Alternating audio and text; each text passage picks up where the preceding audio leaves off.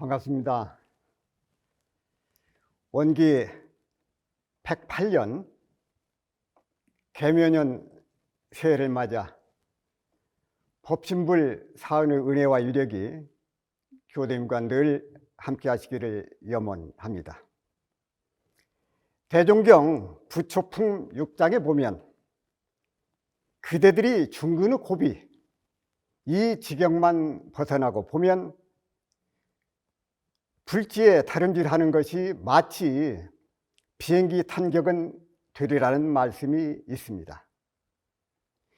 중근의 고비, 중근병이란 수행 과정에서 정법에 대한 확신을 갖지 못하고 법을 가벼이 알며 스승을 저울질하는 중근기 상태에 머물러 있는 것을 말합니다. 중근기의 병증에 대해 소태단 대종사님께서는 첫째, 공부에 권태증이 생기는 것이요, 둘째, 확실히 깨치지 못한 상태로 자기의 뜻에 고집하는 것이라고 정의해 주셨습니다. 공부인이 중근기에 머물러 있게 되면 그동안의 적공이 허사로 돌아가기 때문에 과거 불주들이 가장 두렵게 알고 이를 크게 경계하신 것입니다. 중근의 고비에서 한 가지 더 주의할 것이 있습니다. 중근의 병에 걸려 있는데 정작 본인은 그것을 깨닫지 못한다는 것입니다. 세상을 살다 보면 가끔 착각 속에 살고 있는 경우를 보게 됩니다. 우리도 이런 잘못을 범할 때가 있습니다. 자신이 빨간색 안경을 쓰고 있는 것도 모른 채 왜 세상이 이렇게 붉으냐 하고 불평하는 것과 같습니다. 하루빨리 이 착각의 늪에서 벗어나야 합니다. 교도님께서 만일 중근의 고비에 머물러 있다면 하루속히 고비를 넘기시고 불지를 향해 다름질하시기를 기원합니다. 중근기에서 쉽게 벗어나는 방법은 법 있는 스승에게 마음을 가림없이 바치는 동시에 옛 서운을 자주 반조하고 중근의 말로가 유태함을 깨달아야 한다고 말씀하셨습니다. 그렇습니다. 법을 가벼이 알고 스승을 저울질하는 중근의 고비만 잘 넘기면 불지를 향해 가는 것이 마치 비행기 탄격은 된다고 말씀하셨기 때문입니다.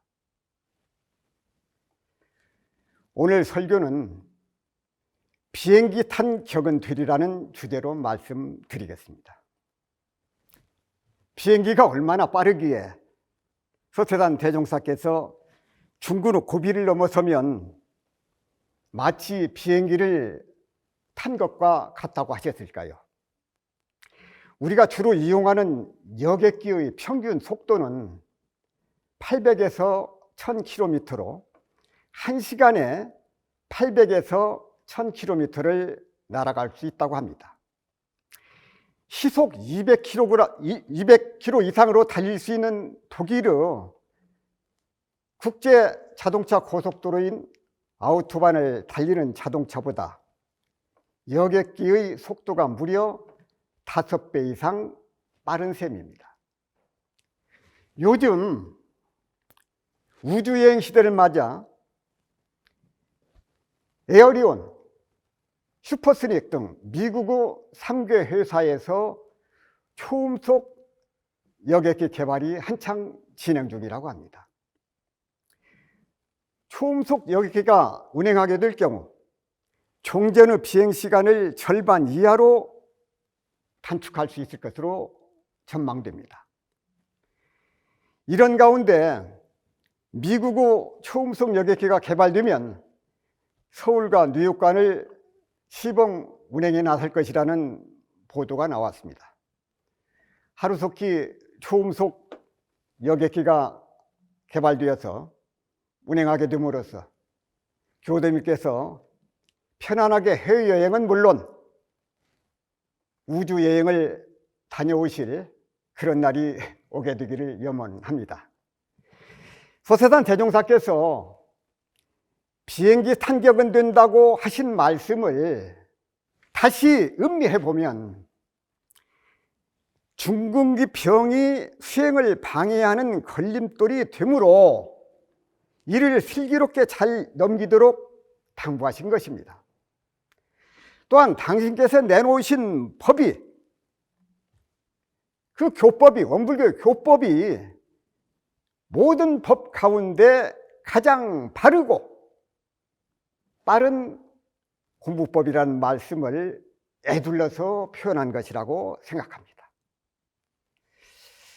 비행기와 관련해서 소세산 대종사께서 말씀하신 또 다른 내용을 대종사님을 직접 모셨던 스님들의 추모담을 통해서 확인할 수 있습니다. 소세산 대종사께서 제자들에게 앞으로 코 큰 사람들이 와서 너희들을 비행기로 모셔갈 것이다.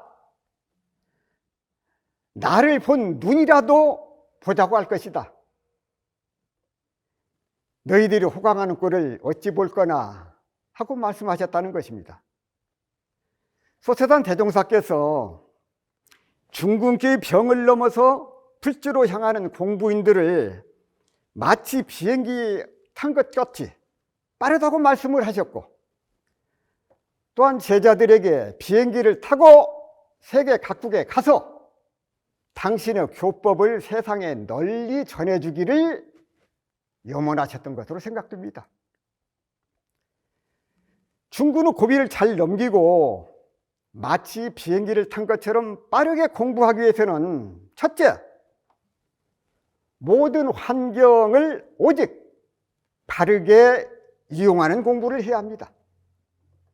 대종사선은 대중에게 말씀하시기를 그대들은 여기에서 무엇을 배우느냐고 묻는 이가 있다면 나는 모든 사람들의 마음 작용하는 법을 가르친다고 할 것이며, 거기에 다시 부분적으로 말하자면 지식 있는 사람에게는 지식 사용하는 방식을, 권리 있는 사람에게는 권리 사용하는 방식을, 물질 있는 사람에게는 물질 사용하는 방식을 가르쳐 준다고 하겠노니, 이를 몰아서 말하자면 모든 재주와 모든 물질과 모든 환경과 이것을 오직 바른 도로 이용하도록 가르침이라고 말씀하셨습니다.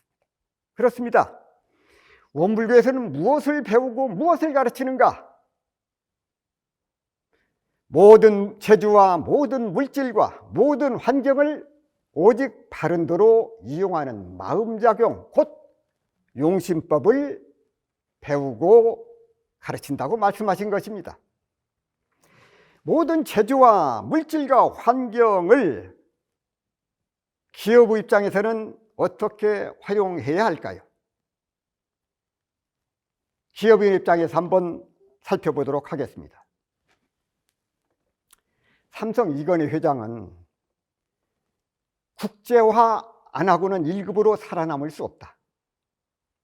그 나라에 가면 그 나라 법을 따르고 그 나라의 풍속도 따르고 그 나라의 문화도 흡수하면서 우리 문화도 소개하면서 다 같이 잘 살자고 하는 게 국제화다 라고 전제하고, 세계 제1이 되기 위해 우리가 나아갈 길은 분명하다.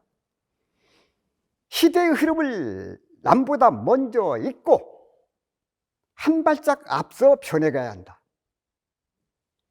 일시적인 변화와 고통을 참지 못하고 주저앉아서는 1등의 과실을 얻을 수 없다고 말씀하셨습니다. 신격호 롯데 총괄회장은 항상 고객의 입장에서 역지사지하려는 자세가 경영 현장에서 깊숙이 녹아 있어야 한다고 말씀하셨습니다. 늘 해오덕인 일상적인 일, 아무리 자신 있는 일도 고개 그 마음으로 한 번 더 생각해 보라는 것입니다. 원칙을 세우는 일도 중요하지만 실행이 따르지 않으면 무용지물이 되고 맙니다. 목표를 세웠다면 그 목표를 향해 뚜벅뚜벅 걸어가는 실천의 의지가 필요하기 때문입니다. 소태산 대종사님은 우리 교법이 너른 세상에 두루두루 활용되기를 희망하셨습니다. 말씀하시기를 인지가 발달되고 생활이 향상되는 이 시대에 어찌 좁은 법만으로 교화를 할 수 있으리요 하시고, 마땅히 원흉한 불법으로 개인, 가정, 사회, 국가, 세계가 두루 활용되게 하여야 할 것이니 이것이 내법의 주체이라고 말씀하셨습니다. 모든 재주와 물질과 환경을 바르게 활용해야 그 가치가 세상에 드러나게 됩니다. 돈을 사용하는 것도 마찬가지입니다. 돈을 잘 쓰면 빛이 나고 잘못 쓰면 오히려 독이 됩니다. 국민으로 세금으로 도로공사를 했다면 돈을 잘 쓴 것입니다. 부모가 자녀를 교육시키는 것도 돈을 잘 쓴 것입니다. 그렇다면 돈을 가장 잘 쓰는 방법은 무엇일까? 그것은 자기 자신의 능력을 개발하고 성장시키는 일에 돈과 시간과 역량을 투자하는 것입니다. 세상은 빠르게 변해갑니다. 이런 세상에서 사는 우리도 역시 변화해야 합니다. 내가 아무리 어제와 같은 자리에 있다 해도 세상은 어제와 다른 자리에 있기 때문입니다. 소태산 대종사께서는 편벽되지 않고 원흉한 불법, 세상에 두루 활용될 수 있는 교법을 세우고자 염원하셨고, 이것이 우리의 교법의 주체라고 강조하셨습니다. 천산종 목사님께서 불법 활용은 새 시대의 새 종교가 갖는 핵심 사상이라고 전제하고, 우리의 교법 실천을 제대로만 하면 그것이 불법을 활용하는 것이 된다고 강조하셨습니다. 둘째, 비행기를 탄 것처럼 빠르게 공부하기 위해서는 산경전을 잘 읽는 공부를 해야 합니다. 소태산 대종사께서 사람이 만일 참다운 정신을 가지고 본다면 이 세상 모든 것이 하나도 경전 아님이 없나니, 눈을 뜨면 경전을 볼 것이요, 귀를 기울이면 경전을 들을 것이요, 말을 하면 곧 경전을 읽을 것이요, 통하면 경전을 곧 활용하여 언제 어디서나 조금도 끊임없이 경전이 전개된다고 말씀하셨습니다. 참다운 정신을 가지고 본다면 세상의 모든 일과 모든 이치가 경전 아님이 없으며 천만 경전을 읽기 전에 눈앞에 펼쳐져 있는 산경전을 잘 읽으라는 말씀입니다. 어떻게 하면 산경전을 잘 읽는 공부가 될 것인가? 첫째, 눈앞에 펼쳐져 있는 산하대지를 산경전으로 바라볼 수 있는 눈을 가져야 합니다. 참다운 정신이고 세상을 바라본다면 세상은 곧 진리의 세계요, 산경전이며 한량없는 은혜가 그 가운데 펼쳐져 있기 때문입니다. 둘째, 귀를 기울이는 모든 곳에서 경전의 말씀을 들을 수 있어야 합니다. 세상은 모든 소리에 기울여 듣되 정과 사를 구별하여 듣고, 중도와 편착을 구별하여 듣고, 선과 악을 구별하여 들을 수 있는 귀를 가져야 합니다.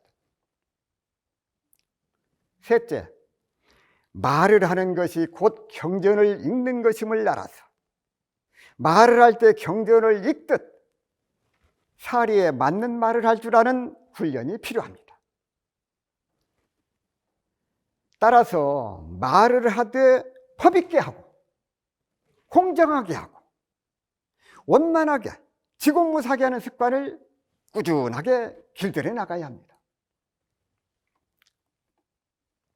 넷째, 나의 몸을 움직이는 것이 곧 경전을 활용하는 것이 되기 때문에 바르게 보고 바르게 듣고 바르게 판단하고 바르게 행동하는 노력이 필요합니다.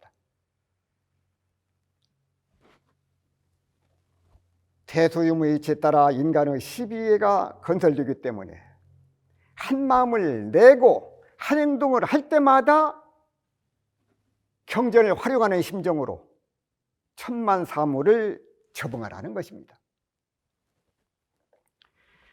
소세산 대종사께서 선악과 시비의 경계를 당해서 그르고 해가 될 일은 버리고 옳고 이로운 일을 행하며 대소유무이치를 잘 보아서 그 근본의 깨달음을 얻어 나간다면 그것이 곧 산경전을 잘 읽는 사람이라고 말씀하셨습니다.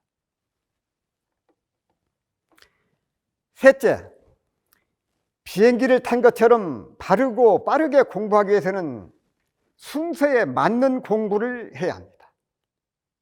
대종경 수행품 41장에 그런즉 그대들은 먼저 나의 가르치는 바 인생의 요도가 공부의 요도에 따라 세간 가운데에서 공부를 잘 하여 나아가라. 그러한다면 마침내 복해 양족을 얻는 동시에 신통과 정력도 그 가운데 있을 것이니 이것이 곧 순서 있는 공부요 근원 있는 대도이라고 말씀하셨습니다. 인생의 요도와 공부 요도를 순서에 맞게 하고 보면 그 가운데 신통과 정력도 얻게 된다는 말씀입니다. 소세산 대종사께서 공부 없이 도통을 꿈꾸는 무리, 노력 없이 성공을 바라는 무리, 준비 없이 때만 기다리는 무리, 사술로 대도를 조롱하는 무리, 모략으로 정의를 비방하는 무리들을 일러 낫도깨비라고 말씀하셨습니다.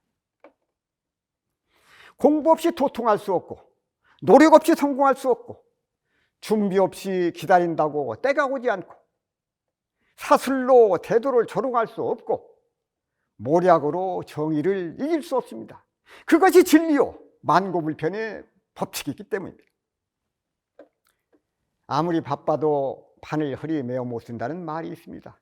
일에는 반드시 순서가 있기 때문입니다. 정산종사께서 일에는 반드시 순서가 있다고 하시고 사체, 곧 일의 형태와 순서를 알아서 그에 맞는 방편을 베푸는 것이 성인의 신법이라고 말씀하셨습니다. 말씀하시기를 세상이 개벽되는 시기에는 순수 일꾼과 역수 일꾼들이 서로 대립하는 가운데 서로 발전하여 좋은 세상 건설을 촉진하나니라. 또 말씀하시기를 동난자도 성인이요 정난자도 성인이라고 하셨나니 때를 맞추어 일으키고 때에 맞게 진정시키고 이 일을 성인이라 하셨고 그렇지 못한 일을 배운 자라고 하셨다. 일에는 순서가 있나니 사체의 순서를 알아 그에 맞는 방편을 베푸는 것이 곧 성인의 자비방편이라고 말씀하셨습니다. 미국 펩소던트 컴퍼니라는 기업에 찰스 넉메이라는 사람이 사장으로 취임을 했습니다. 사람들이 그의 성공 신화를 부러워했고 그 성공 비결을 알고 싶어서 그에게 질문을 했습니다. 사장님의 뛰어난 머리가 성공의 비결입니까? 아닙니다. 제 학력은 별 볼 일이 없는 수지입니다.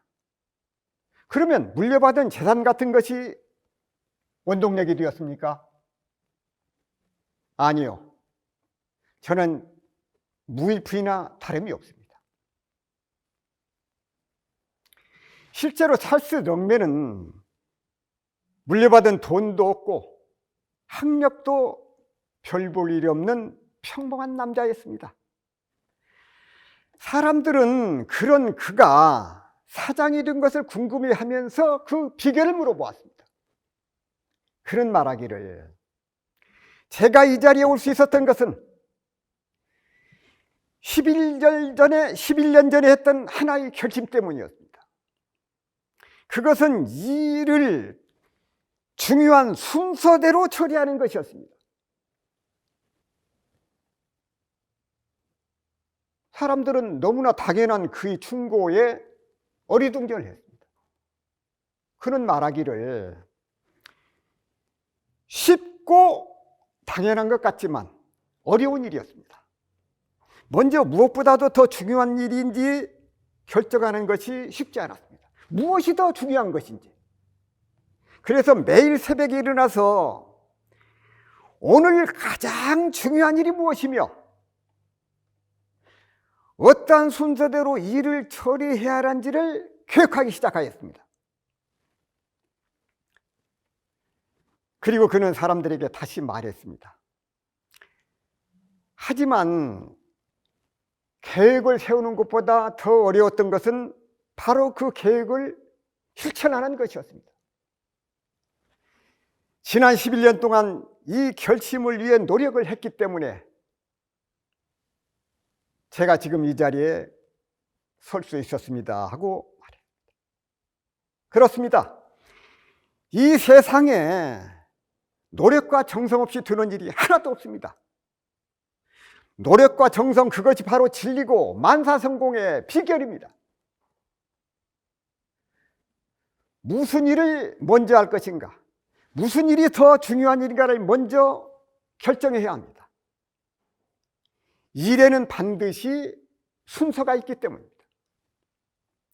그런 뒤에는 계획을 세우고 일을 실천해 옮기는 노력과 정성을 쉬지 않으면 반드시 성공을 거두게 될 것입니다.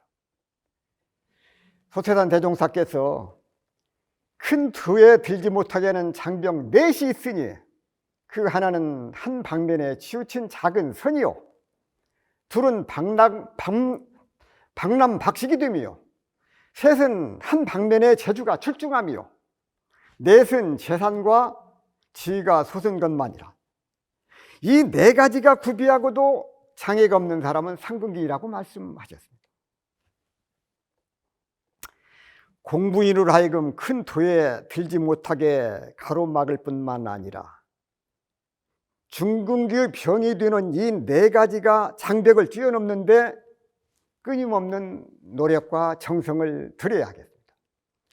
소태산 대종사께서 큰 공부를 하려면 작은 선과 작은 지혜에 얽매이지 말아야 된다고 말씀하시기를, 선이 좋은 것이나 작은 선에 얽매이면 큰 선을 방해하고, 지혜가 좋은 것이나 작은 지혜에 얽매이면 큰 지혜를 방해하나니 그 작은 것에 얽매이지 아니하는 공부를 하여야 능히 큰 것을 얻으리라고 말씀하셨습니다. 그렇습니다. 큰 공부를 하기로 소원한 사람은 작은 선이나 작은 지혜에 묶여서 큰 선을 행하지 못하고 큰 지혜를 발견하지 못하는 어리석음에 빠지는 일이 없어야 하겠습니다. 넷째, 비행기를 탄 것처럼 빠르게 공부하기 위해서는 유무렴 대적 공부를 더욱 정성을 다해야 하겠습니다. 소태산 대종사께서는 온전한 생각으로 취사하는 수행길을 밝혀주시고, 습관을 단련하는 가장 쉽고 빠른 방법으로 유무렴 대적공부법을 밝혀주셨습니다. 따라서 우리는 유무렴 대적공부로 마음의 힘을 얻고 생활 속에서 튼튼히 뿌리를 내야 만고에 한이 없게 될 것입니다. 정산종사께서 비록 찰나간이라도 방심하지 않는 것이 유рем이요, 일용 행사에 물들거나 집착하지 아니함을 무렴이라고 말씀하셨습니다.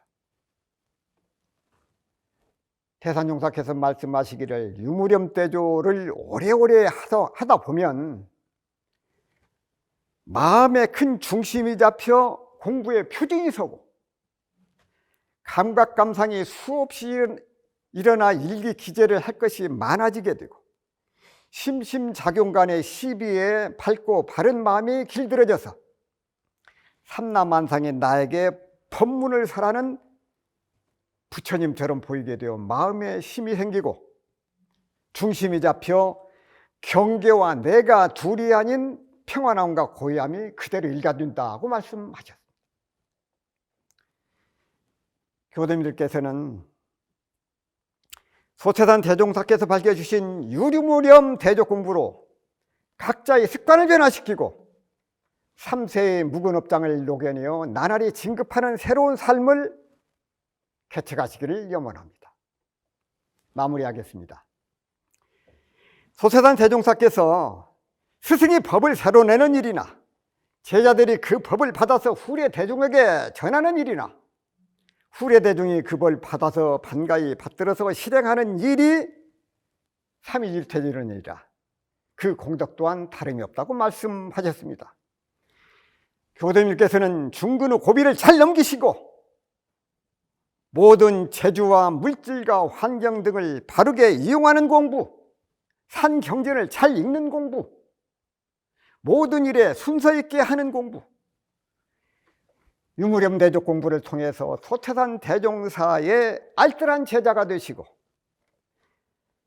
마치 비행기를 탄 것처럼 대종사님의 교법으로 불지를 향해 바르고 빠르게 공부하여 대보은자가 되시기를 간절히 염원합니다. 감사합니다.